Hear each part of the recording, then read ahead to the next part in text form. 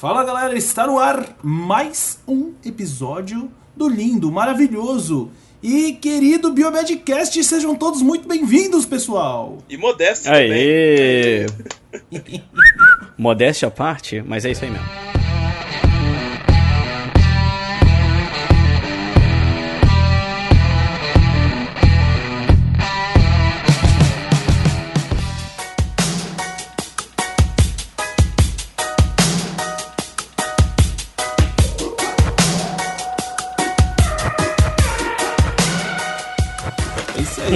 Aqui quem tá falando é o Otávio, diretamente de Foz do Iguaçu hoje. Fala galera, aqui quem fala é o Luiz, diretamente do Rio de Janeiro.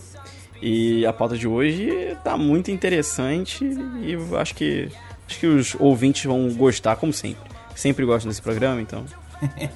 Depende da gente, né? Depende. A pauta tá boa. Fala galera, aqui é o Rogério de Curitiba. E Otávio, você não tá aqui, mas tá frio, hein? Rapaz... Rapaz, eu só ouvi falar, só. Tô de touca aqui, rapaz. Tá feio o Aqui negócio. no Rio também. Eu acho engraçado, até tuitei. Hoje eu falei, caraca, o status, né? Usando calça de moletom no Rio de Janeiro. Em Copacabana, cara. Que é isso? Tá frio aí também, Luiz? Tá frio. Pô, os cariocas, não sei como é que estão sobrevivendo. Mas frio quanto que é frio pra você? Deu 20 graus aqui, a galera Rio já se candidatou à próxima Olimpíada de Inverno. Ô, louco. 20 graus. Mas hoje a mínima foi 20 graus? Não, essa noite acho que teve lugar aí que deu 14, 15 graus.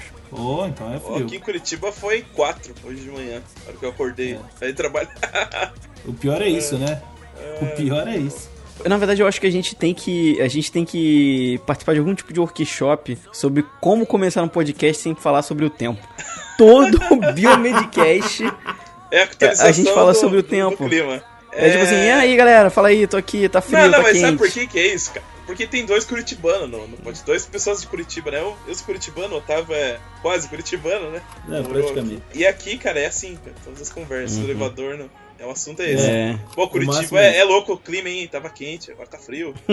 O leite tá quente também. Leite. É tipo assim cara. mesmo, em Curitiba. A culpa é sua de ter curitibano no podcast, cara. Não tem assunto. Não tem. Pois é, pessoal, antes da gente seguir com o cast, a gente tem um recadinho aí da ABPOD, da Associação Brasileira de Podcasts. Esperamos que vocês gostem e conto com a participação de vocês, porque é um recado muito, muito importante. Atenção, ouvinte de podcast, temos um recado muito importante para você. A ABPOD, Associação Brasileira de Podcasters, em parceria inédita com a Rádio CBN, está realizando entre os dias 1º de julho e 15 de agosto a 4ª edição da Pod Pesquisa, que vai atualizar o perfil do público brasileiro de podcasts, além do perfil do produtor de podcast e também dos ouvintes de rádio. Acesse agora podpesquisa.com.br, preencha o questionário e participe dessa importante ação para um crescimento ainda maior do podcast no Brasil.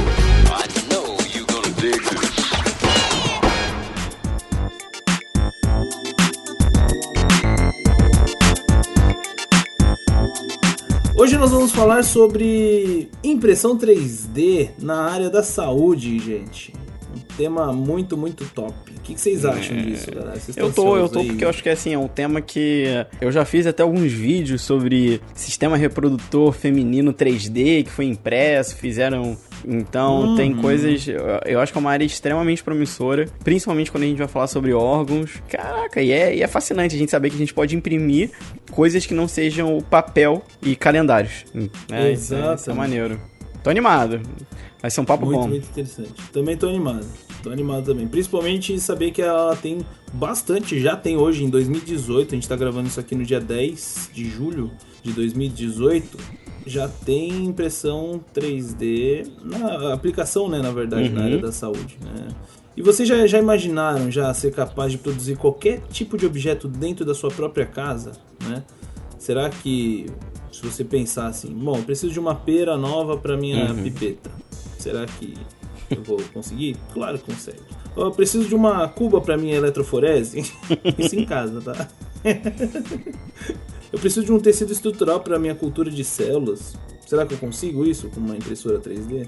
Pô, você precisa de uma prótese, você precisa de um fígado novo, enfim. Algumas dessas coisas já são possíveis hoje em dia, graças a uma tecnologia que vem revolucionando os meios de produção e a área da saúde. Como que é o nome disso, gente? A gente já falou, é a chamada impressão 3D. E o que é essa impressão 3D, Luiz? Então, a impressão 3D também tem um nome mais específico. Também ela é chamada de manufatura aditiva, que é um método de produção baseado na deposição de materiais em camadas.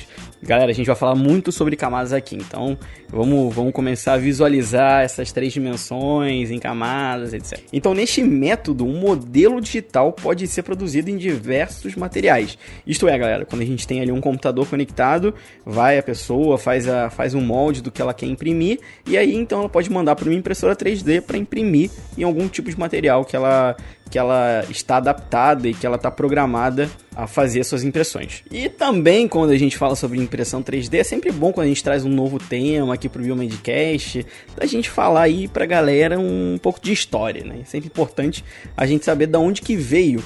E ela foi criada em 1987 pela empresa 3D Systems. E o seu acesso ele foi restrito ao uso industrial durante décadas. A gente imagina, desde 87 a gente tinha impressão 3D, mas a gente não ouvia muito. Exatamente, né? Nunca ouvi falar muito disso, né? A gente não tinha. Então a gente tinha, durante décadas, a gente tinha esse tipo de tecnologia e a gente nem ouvia falar e nem imaginava. E foi então que a partir de 2007, 20 anos depois, com a queda de alguma das patentes, a impressão 3D sofreu então um boom. E a principal função era a produção de protótipos para o uso na indústria. E mais tarde começou a ser utilizado também como meio de fabricação final. E a primeira forma de impressão 3D desenvolvida foi a estereolitografia. E também existem outros métodos, contando com esse que... Roger, explica aí mais pra gente o que cada um desses métodos é. Então, na verdade, assim, tem dezenas de métodos diferentes que podem ser utilizados para a impressão 3D, né? Esse estereolitografia que o Luiz mencionou foi um dos primeiros lá, em 1987, a ser desenvolvido. Na verdade, você tem uma resina líquida, né? Um material líquido, que quando ele entra em contato com a luz, um comprimento de onda específico, esse material se funde, ele fica sólido. Então, basicamente, a estereolitografia é esse processo em que você vai usar um laser para fazer a fotopolimerização da resina, né? E aí esse material líquido vai ficando sólido ali no meio, como se fosse uma cuba, assim, né? Contendo esse líquido. E aí você fabrica uma peça. Então você programa o computador assim, nessa camada, tal e tal lugar é sólido. E ele vai lá com o laser e vai solidificando aquelas regiões, né? Cada camada por camada, né? E aí você, no fim desse processo, né? Tem uma plataformazinha móvel embaixo e tal, que quando você preenche uma camada, ela vai se elevando, né? Ou vai se movimentando. E aí você vai polimerizando camada por camada. E aí depois você tem uma peça sólida ali dentro do material líquido, né? E depois você só tira esse líquido e fica com a tua peça pronta ali, né? Então o pessoal usava isso no começo para fazer, por exemplo, eu preciso, sei lá, de uma turbina de um avião, por exemplo. Eles vão lá e fazem o molde certinho, com a geometria que precisa ter nessa estereolitografia, faz o laserzinho lá, ele vai fazendo a peça e no final depois eles têm esse molde, eles fabricam a peça final. Que bacana isso, cara. Tem alguns vídeos, né? Dá até pra gente mostrar. A gente vai deixar um link aqui pra alguns vídeos. Cara, mas é um negócio incrível, assim. Apesar de ser o primeiro, ele é um dos mais impressionantes, assim, né? Você vê o negócio emergindo no meio do líquido, assim, uma peça sólida, né? Uhum. Engraçado que dá pra você fazer uma peça extremamente pequena. Sei lá, já vi o pessoal imprimir um modelo de um aneurismazinho lá, de 1 centímetro dentro do vaso, né? Ou você pode fazer uma peça grande, tipo o tamanho de um para-choque de um carro, assim. Tudo é possível, né? Depende do tamanho da impressora e tal, o tamanho do líquido que você vai usar, né? Dá pra você erguer um prédio, não dá? Acho que não com estereolitografia, mas tem algumas... Já tem uma empresa chinesa que imprimiu um prédio que, na verdade, vai depositando cimento nas posições que precisa, assim. E é o processo de impressão 3D. Imprime com cimento lá. Faz o prédio. Você tá brincando, eu não consigo acreditar. Eles conseguiram fazer isso já. Uma casa e tal ali. Esses chineses, cara, não estão com nada. Não estão com nada. Só que assim, esse modelo ele é bem caro. Esse material que usa pra fazer essa impressão e tal, normalmente ele é muito caro. Então não é esse tipo de impressora que a gente costuma ver na maior parte dos lugares. Assim, essa impressora que acho que todo mundo já deve ter visto trabalhando e tal. É aquela que você tem um filamentozinho de plástico que ele vai depositando plástico nas regiões e tal, né? Então esse é um outro princípio de impressão que a gente chama de deposição de filamento fundido, né? Ou extrusão de filamento fundido. Então você usa lá um plásticozinho, né? Um plástico que ele é duro, só que quando você aquece esse material, ele fica mole, né? Então você consegue fazer ele passar por um buraquinho, assim, do extrusor, né? Que ele vai depositando esse material em cima da peça, camada por camada também, né? E vai fazendo lá uma peça 3D. Então quando ele deposita, esse material quente ele vai ser esfriado, entrar em contato com a superfície, né? Vai oxidar com o material em volta, e ele vai ficar duro. E aí você vai tendo lá uma pecinha também, né? Essa é a impressora 3D que acho que tá todo mundo acostumado a ver. Não sei se eu todo sei, mundo já viu essa teoricamente acho que é a mais comum, né? Que a gente consegue ver às vezes em shoppings. Isso. Então normalmente eles vão colocar lá um plásticozinho ABS ou PLA, que são os mais comuns. E essa impressora você pode comprar na Calunga, por exemplo. Já tem pra comprar, cara? Já tem pra vender? Tem. Pode comprar lá o PLA, pode comprar a impressora. Menos de 1.000 contos você sai imprimindo as coisas já.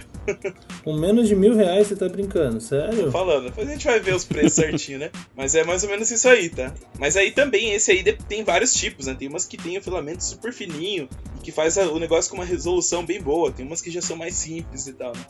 E uma das mais impressionantes, assim, pra gente que é da área da saúde e tal, é o jateamento, que ela é muito parecida com a impressora que a gente tem em casa. Nessa técnica de jateamento, você tem tipo um cabeçote de impressão com vários buraquinhos. E aí o material que ele imprime é líquido, só que quando ele é depositado na superfície, ele fica sólido. Então você pode, de repente, depositar esse líquido e já colocar um laserzinho em cima dele. E ele já vai ficando sólido. Então é como se estivesse imprimindo uma folha de papel mesmo. Aquele cabeçote com vários buraquinhos vai colocando esse material. E ele consegue fazer a impressão com uma qualidade fenomenal, assim. Na ordem de de micras, assim, de tamanho, de resolução e tal. Você consegue imprimir uma coisa microscópica nesse processo do jateamento, né? Com um detalhe, assim, muito grande. Né? Só que ele é mais caro, né? Fazer jateamento, em geral, tem um custo alto. Então, não dá pra usar no dia a dia. Pelo menos não por enquanto, né? Mas eu acho que no futuro isso vai ser bem possível, né? Essas são as técnicas, assim, mais comuns, né? Que a gente tem mais desenvolvimento e tal. Mas tem outros métodos que aí a gente não vai comentar, senão a gente vai ficar até amanhã aqui falando disso, né? Mas tem, por exemplo, laminação, que seria um método que você vai cortando lâminas de material, assim, com papel mesmo, dá pra imprimir. Como se tivesse uma resma daquela resma de escritório lá, de 500 folhas. Sim, sim. O computador vai cortando ela e colando, papel por papel, assim, até formar o desenho em 3D. Tem essa também. Legal. Tem uma que é muito interessante, que é a fusão em leite de pó, que você tem, por exemplo, um pó, por exemplo, titânio. A gente comentou isso antes, né? Você tem, por exemplo, uma superfície cheia de titânio e você vai passando algum material que vai agregar esse titânio e vai formar uma liga. E aí você vai, tipo, aglutinando esse pozinho e ele vai formando uma peça sólida também. Então você, por exemplo, eu tenho lá um pozinho, eu passo esse material por cima ali, nas posições certinhas da impressão, ele fica durinho, coloco mais uma camada de pó, faço isso de novo e esse processo vai se formando até produzir a peça final, né? E o método que a gente está utilizando muito na área da saúde, a gente vai discutir mais pra frente, é a extrusão de material líquido ou gel. Você pode, de repente, ter, sei lá, colágeno, gelatina, algum gel específico, hidrogel, dentro de uma seringa, e aí a impressora ela vai posicionando essa seringa em regiões específicas e depositando um pouquinho desse líquido, desse gel, cada um desses pontos, né? E aí você vai formando uma estrutura que pode ser do material biológico, por exemplo. Então, bom, acho que é isso, né? Dos métodos aí, né? Tavião, e os materiais aí? O que a gente levantou de materiais pro pessoal? Pois é, a gente tem diversos materiais que a gente pode utilizar, né? Como o Roger já citou alguns, a gente vai só relembrar aqui, mas a gente tem os polímeros, né? O grande grupo dos polímeros, que eles são divididos em dois subgrupos, das resinas líquidas e dos filamentos, né? Polímeros em filamentos. Resina líquida, o que a gente tem? Resinas epóxi, que já são bem famosas, a gente já conhece aí esse tipo de material, que é aquele um plástico que você consegue manusear. Hoje em dia, como que é o nome daquele negócio que a gente compra em casa de material de construção? Sei, o Durepox. Isso, Durepox, isso, exatamente. A gente já usa, né? Outro tipo de resina líquida, no caso são as resinas de acrilato, que é um outro tipo de material. Filamentos, então os polímeros e filamentos, a gente tem o PLA e o ABS e outros tipos de plástico, né? O PLA é um polímero biodegradável e um dos materiais mais comuns que as impressoras caseiras utilizam, né? Que a gente citou ali em cima, aliás, o Roger citou ali em cima, né? Que é aquele por deposição de filamento fundido, né? Extrusão que o Roger citou. Aí tem o ABS, que é o termoplástico, muito utilizado em aplicação industrial, tá? E outros plásticos que a gente utiliza é o poliuretano, nylon, etc, né? Aí já partindo para outros tipos de materiais, saindo dos polímeros, a gente tem cerâmica, gesso, metal. Dentro do metal mais comum é o titânio, que o Rogério também citou anteriormente, e os outros materiais como papel, né, que também foi um exemplo aí, hidrogel. Aí tem hidrogel sintético, tem colágeno, tem gelatina, então isso é mais para aplicação na área da saúde, né? Tem alguns tipos de silicone também, né? E o mais incrível de todos, assim, que me surpreendeu na hora de colocar esse negócio aqui foi comida como matéria-prima, né? A gente tem a possibilidade de fazer isso aí com alguns tipos de massas ou chocolate, imagina. Chocolate é uma boa. Pode imprimir, de repente, um chocolate com a sua cara. Pois é, imagina, cara. Escaneia a sua cara com um scanner 3D, coloca no computador e ele faz lá um chocolate. Nó. Os gordinhos pira.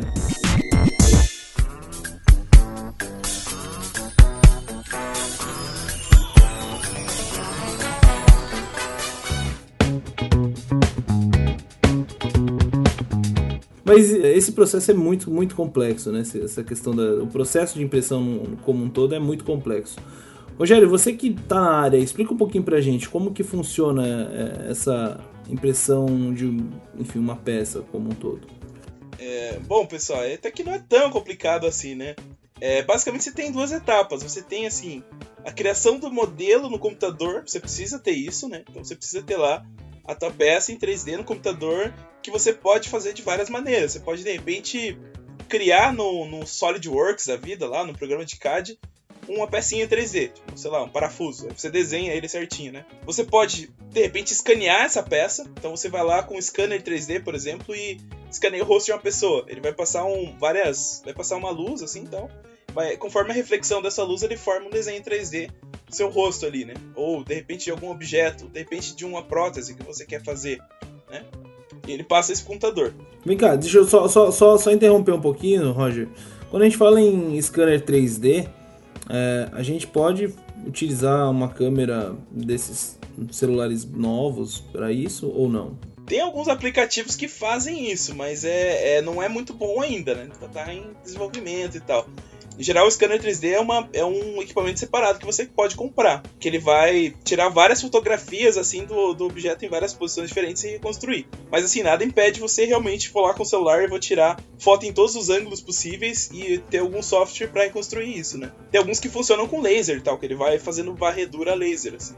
Então, vários tipos de scanner 3D, né? Então depende, assim, do nível de qualidade que você está querendo e quanto você tem dinheiro para investir, né? Então tem uns bem baratos, que é tipo o aplicativo do celular que faz o escaneamento 3D. E tem tipo uma máquina lá que faz com detalhes microscópicos, assim. Então depende daí do bolso do cara, né? O scanner 3D é bem usado na saúde, assim, que nem... Você pode, de repente, reconstruir uma prótese de um seio em 3D, por exemplo. A pessoa que perdeu pra ter do outro lado, ou de uma orelha. Olha que legal. Que ele tem uma e não tem a outra e tal. Pessoas que têm, por exemplo, câncer em olho, na região facial.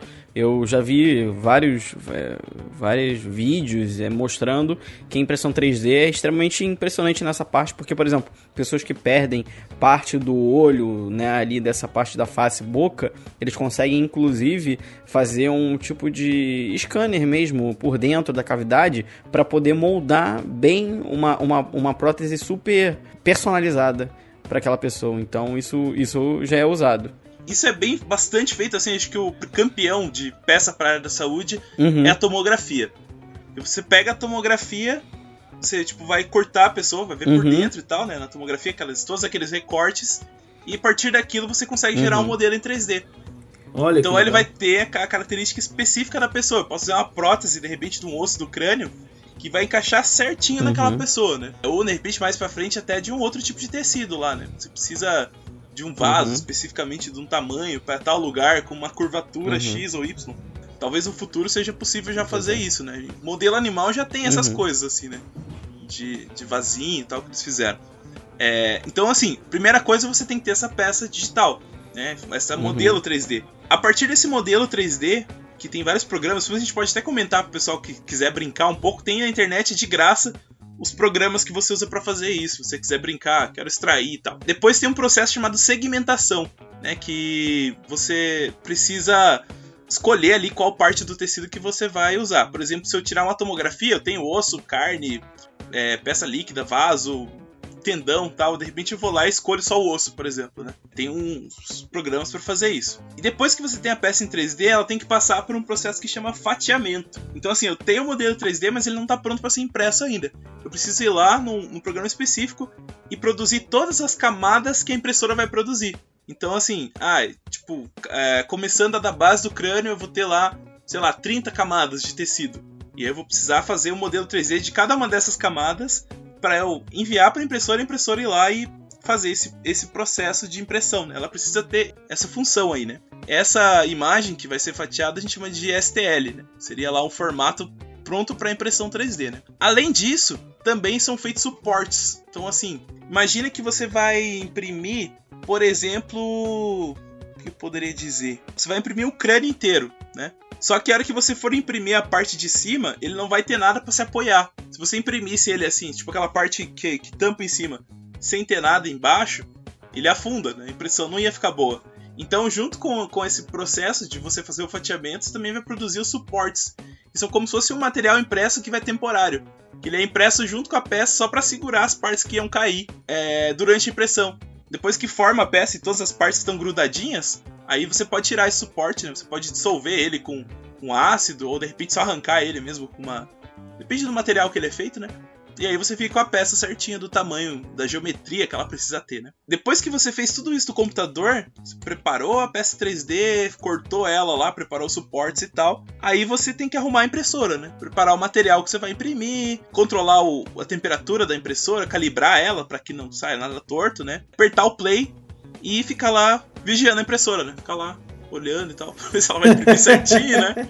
Essa parte, assim, pode ser importante, porque se der algum erro e tal, ela descolar o material, sei lá, dar alguma falha no processo, né? Daí leva um bom tempo para imprimir, né? Então, às vezes, você precisa tomar esse cuidado, né? Então, a impressora que tem, por exemplo, um cuidado com temperatura, que tem aqueles sistemas de fail-safe, né? Que ela, se, por exemplo, acabar a energia, ela vai parar, ela vai voltar exatamente onde ela vai continuar de onde ela parou, certinho, né? Então, tem essas coisas aí. E aí depois que ela imprimiu a peça, né, leva lá umas 3, 4 horas pra fazer uma peça, né? Não é tão rápido assim, né? Pelo menos as impressoras do dia a dia, né? Depois a gente vai ver que tem umas que são bem melhores que isso, né? Você tem que ir lá e de repente tirar os materiais de suporte, dar uma lixada, pintar, às vezes tem que fazer algum pós-processamento, né? Depende do processo de impressão em si. Algumas já saem prontas, assim, né? Por exemplo, se for aquela resina líquida, você tira a fase líquida lá e pronto, já tá 100%. Algumas você tem que ir lá e dar uma lixada e tal, dar um acabamentozinho pra fazer isso, né? Isso que eu tô falando mais pra aquelas processos de impressão que a gente já tá acostumado, com PLA ou com aquele material líquido, né? Estereolitografia e tal, né? Mas tem um outro jeito de imprimir, que eu acho que eu vou pedir pro Luizão nos iluminar aí, que é a tal da bioimpressão. Como é que funciona isso aí? Bom, pessoal, então um método que tem se destacado muito nos últimos anos é então a chamada bioimpressão. E na bioimpressão, então, são utilizados materiais biocompatíveis, ou seja, aqueles que podem, por exemplo, estar em contato com o nosso corpo, que permitem o desenvolvimento de células vivas. E o processo tradicionalmente envolve a impressão de um scaffold, ou também conhecido como estrutura de suporte, fabricada a partir da extrusão de hidrogel, o que pode ter, então, várias composições, e que esse material, no final, então, vai fornecer a estrutura para o produto final. E além disso, também podem ser depositadas células vivas que, se mantidas nas condições adequadas, formarão um tecido com a forma e função definida. E também, através do uso de múltiplos bicos de impressão, pode-se depositar proporções diferentes de células e criar estruturas de maior complexidade. Então, você fica imaginando lá a célula, a gente normalmente... Pessoal, quando a gente fala sobre cultura de células, a gente sempre pensa nas células ali em 2D, ou seja, são células numa plaquinha que elas crescem, placa de Petri, numa placa de Petri onde elas se expandem para os lados e não, por exemplo, para cima. Mas hoje em dia, com tecnologia microfluídica, você consegue então ter o tipo de culturas 3D. Na verdade, você nem precisa de uma tecnologia dessa, é só você fazer, por exemplo, aqueles minicérebros, esferoides, que são consideradas células 3D, né? Estruturas 3D em 3 dimensões, mas você colocá-las em uma estrutura microfluídica, a partir de impressora 3D, é algo extremamente incrível. Inclusive, saiu um artigo recentemente, eu posso deixar até o link aqui na descrição, onde eles conseguiram fazer um microambiente de Alzheimer in vitro, usando essas tecnologias de 3 dimensões, cultivo de células em diferentes camadas. É bem interessante, é muito, muito maneiro. Imagina você, de repente, imprimir um tecido muscular com as actinas, essas coisinhas todas certinhas, na posição certa ali, né, com as células. Miosina, actina, nossa senhora. Você imagina você colocar essas células e também os vasinhos que precisam estar ali, todos já na posição certa, e só deixar aquilo cultivando, né? Então tem essa possibilidade no futuro de você, de repente, fazer um micro tecido que você precisa, de repente, pra... Já imaginou vocês conseguir fazer um ureter, por exemplo, impresso 3D, pra alguém que não tem? Exato, então, uma coisa que a gente discute bastante quando a gente fala sobre cultura de células, inclusive é um ponto, teoricamente, de desvantagem quando a gente usa esses modelos celulares, é que tudo leva sempre àquele ponto. Mas será que isso aqui realmente está sendo, como eu diria, mimetizando o que realmente acontece em um microambiente? Porque uma coisa é você ter um tipo de célula, um tipo de cultura isolada, mas a célula não está assim no nosso corpo. Então, quanto mais tipo de complexidade a gente envolver os nossos experimentos, as nossas culturas, melhor vai ser. Então, por exemplo, você faz cultura de células em camadas, onde você coloca uma camada, um tipo de célula suporte, aí em cima você coloca um outro tipo de célula que vai se conectar com essa célula suporte, aí as duas vão estar interligadas e vão começar a produzir fatores e vão então mimetizar um microambiente. Então acho que é por aí mais ou menos o futuro, quando a gente vai começar a falar sobre essa parte de ureter, por exemplo, essas coisas. Em pesquisa tem essa aplicação de você recriar o ambiente, né? E possivelmente pro futuro, de repente, você fazer uma substituição mesmo do tecido, né?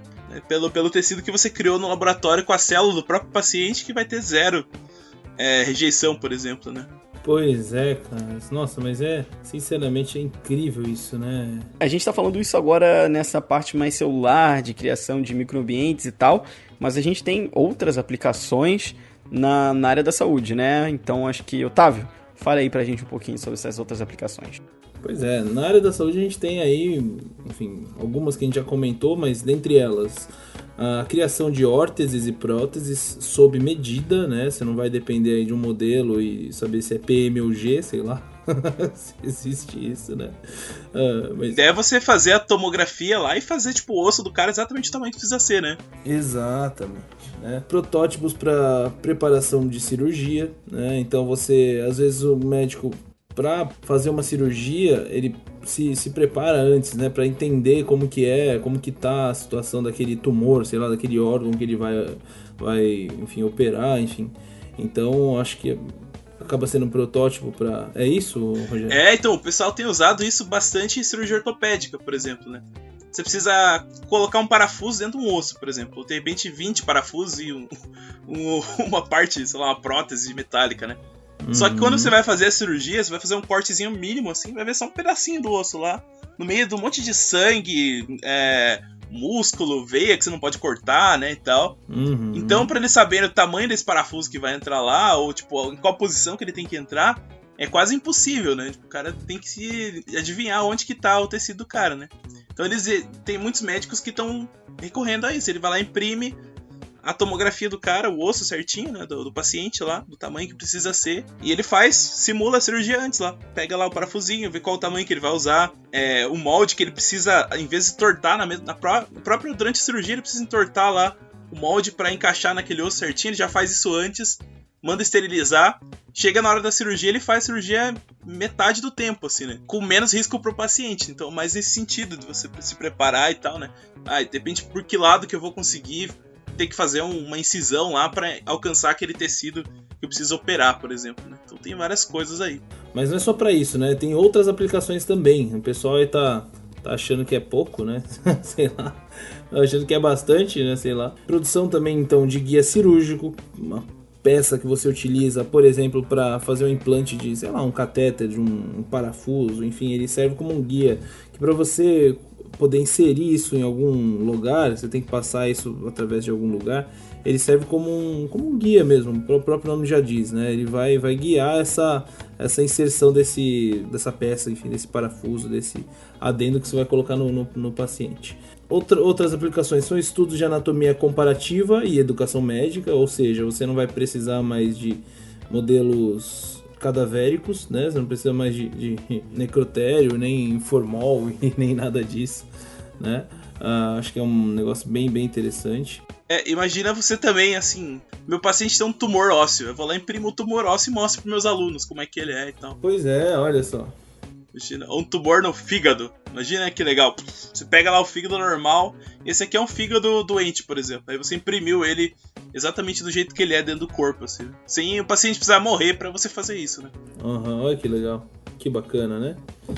E também a gente tem a aplicação em bioimpressão e impressão de tecido, né? Isso aí é o que a gente já comentou aqui, por exemplo, para queimaduras, para, enfim, acidentes, para um coração novo, sei lá, né? Diversas aplicações aí, impressão de órgão, impressão de tecido, enfim, você tem diversas aplicações que a gente até citou aqui algumas. Então, são muitas aplicações dentro da área da saúde, na verdade, gente. A gente pensando assim, né? Bom, a gente consegue aí aplicar em diversos lugares e tudo mais. Isso é o que a gente fez até hoje, né? Mas tem muito mais coisa pra vir agora que tá começando a se estudar isso muito, assim, né? Então acho que vai surgir coisas que a gente nem pensou ainda, né? Pois imagina, cara, você poder ter o que você quiser.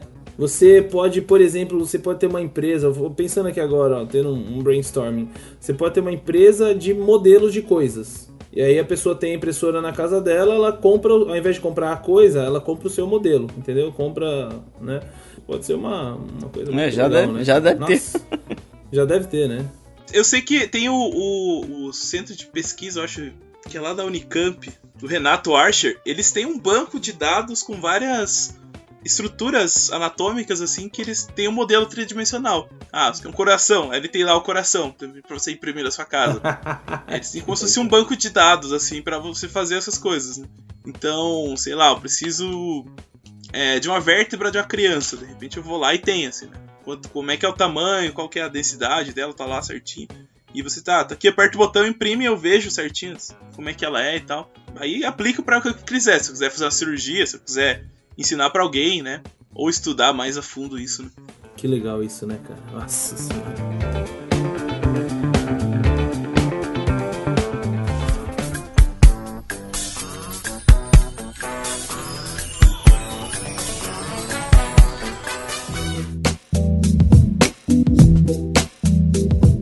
Pois mas tudo isso que a gente tá comentando aqui tem um preço. Quanto custa a brincadeira? Quanto que custa uma impressora, né, galera? A gente até comentou lá, será que deve ser caro? Será que não é? Pois depende, cara, depende. A gente tem aí impressoras de R$500 até alguns milhões de dólares, né? Então isso vai variar bastante. Claro, isso vai variar de acordo com as features, com as características de cada uma, né? Então, se você quer aquela que você consegue ter em casa, que vai imprimir aí algumas coisas simples, sem muita resolução, enfim, é a de R$500, né? Agora, se você quer uma que imprima células, sei lá, né? Trabalha com essa impressão aí de célula, enfim, que é um negócio muito mais complexo, muito mais específico e até diria com uma resolução, entre aspas, né, muito maior, né, resolução de como o Rogério disse aí, de micrômetros, essa que vai custar os milhões de dólares, né? Então, isso também vai variar de acordo com o material que você vai utilizar, né? Então, um rolo de PLA, por exemplo, de 1 kg, pode ser comprado por cerca de R$50, que é aquele material que a gente comentou, né, que é um dos mais comuns. E as resinas já fotopolimerizáveis, elas já custam em torno de R$1.000 o litro, né? Então isso é aquilo que a gente falou da primeira, né? Daquele primeiro modelo que a gente falou. Esterilitografia, né? Caramba, é muito complicado esse nome. Mas aí a gente fica pensando, né? Bom, tem bastante coisa que custa caro, tem outras que não custam tão caro, né? Mas eu queria saber de você, pessoal, e pra gente debater também, qual que é o potencial dessa tecnologia, né? O que vocês acham que ela vai gerar lá no futuro, enfim, como que vai ser? Desde das aplicações dela de hoje em dia até o que a gente espera lá no futuro. Eu acho que muito. O que vocês acham? É algo que tem tantas aplicações e eu acho que e eu acho que principalmente assim, na área da saúde, é uma tecnologia que ela vai...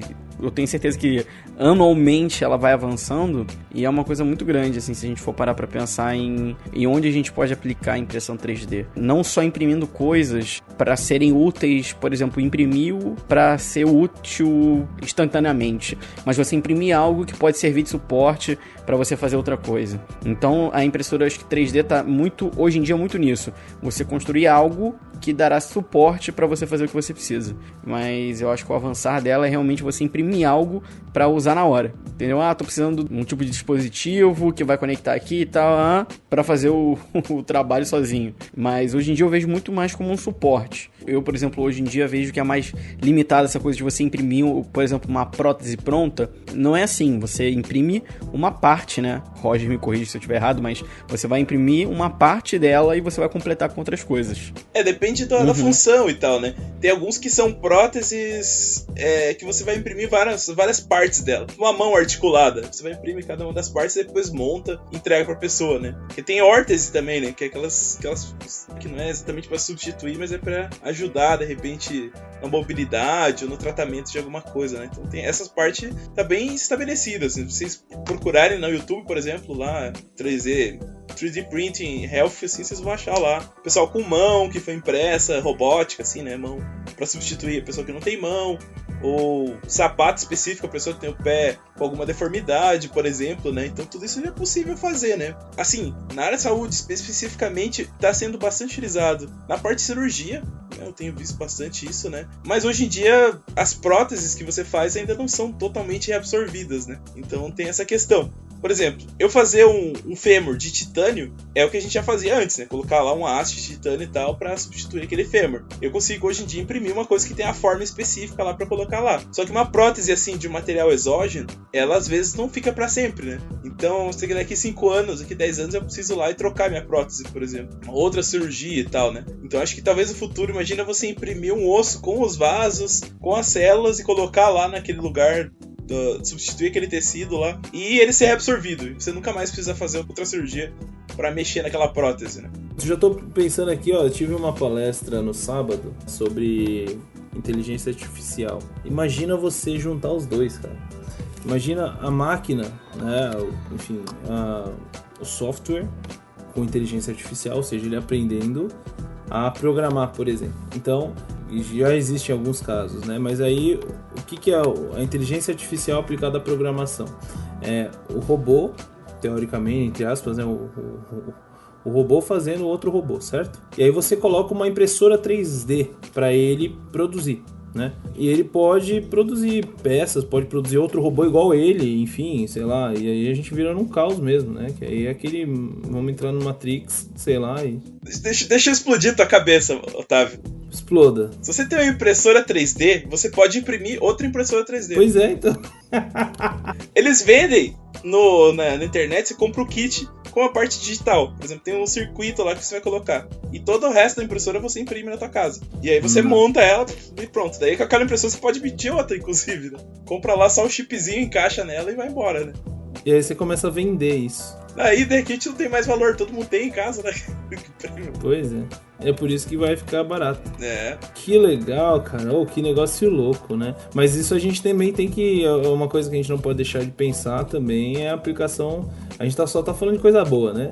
Mas aí sempre tem um Zé terrorista, né? Um Abdul Amla, que aí quer fazer... Pô, você consegue fazer arma com isso, né? Inclusive já tem os modelos na internet. Eu já vi, de arma. pistola pra imprimir em 3D com PLA, de repente. Caramba, sério? E o cara testou, atirou e tal. Tem vídeo no YouTube do cara atirando com a arma dele, né? Você tá brincando.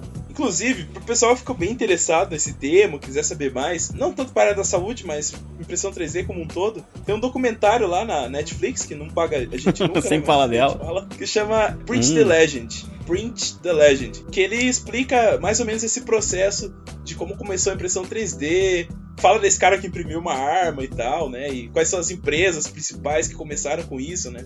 Pra quem quiser saber mais, é legal assistir, assim, é bem divertido, né? Ele dá uma noção, assim, tipo, de como começou e como tá hoje, assim, essa parte de impressão 3D. O Rogério tinha comentado disso aí, eu vou assistir. Eu também não vi ainda não, vou ver. Também, cara, pro pessoal que quiser brincar em casa, não sei se vocês vão querer completar mais uma coisa, tem softwares gratuitos pra mexer pra fazer essa parte de segmentação, de mexer na peça no computador, aprender a mexer com o modelo e tal. Inclusive tem um software brasileiro que é o Invesalhos 3 lá, que se vocês procurarem no Centro de Tecnologia Renato Archer, que é lá relacionado à Unicamp, eles disponibilizam esse software gratuito com modelos de peça lá pra você brincar e tal. Tem o 3D Slicer também, que ele é um software americano, que também é grátis pra você trabalhar, mexer com, eu quero de repente fazer aqui um osso qualquer, uma peça, você pode baixar lá e produzir essa peça, né? E depois se tiver a impressora, você manda pra ela lá, pra fazer o processo de segmentação e imprimir a peça. Coisas que, se você quiser brincar, se tiver tempo, né, tem aí coisas pra fazer, né? É só ir atrás. Então, pessoal, eu separei umas noticiazinhas aqui pra gente comentar de algumas coisas que já foram feitas com impressão 3D que eu achei interessante, né? O Luiz também comentou algumas coisas e tal, né? Então, assim,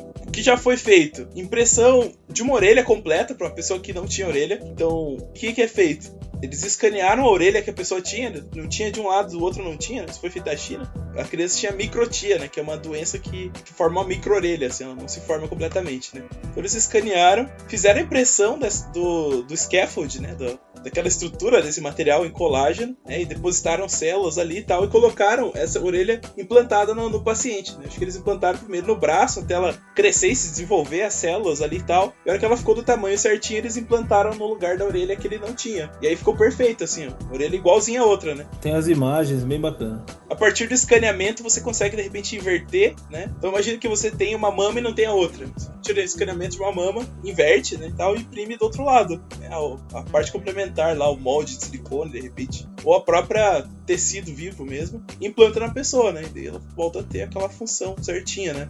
Então essa é uma coisa interessante já da parte de medicina regenerativa, né, que foi feita, né. Ainda na medicina regenerativa já tem um grupo de cientistas que conseguiu fazer uma córnea impressa em 3D. Então, em vez de você ter lá a córnea cadáver, por exemplo, no futuro já vai ser possível você de repente imprimir a córnea perfeita pro olho da pessoa numa impressora 3D. Seria uma parte interessante aí, cientistas da Inglaterra. E aqui de Curitiba, aqui onde tá frio pra caramba, né? Já comentou.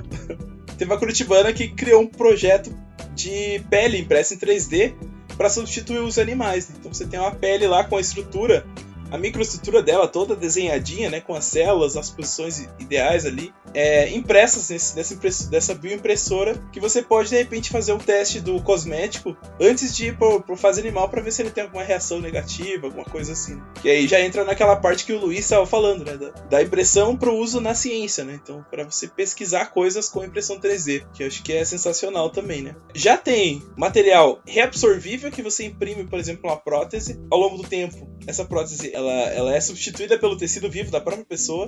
Tem o caso do osso hiperelástico, né, Hyperelastic Bone, que você consegue de repente imprimir esse material. Ele é super resistente, flexível, você colocar de repente a parte do fêmur que a pessoa não tem, e com o tempo as próprias células do corpo vão reabsorver esse material e vai ficar um osso lá, onde não tinha mais. Ou de repente outros tecidos, né, que tem essa significação, né?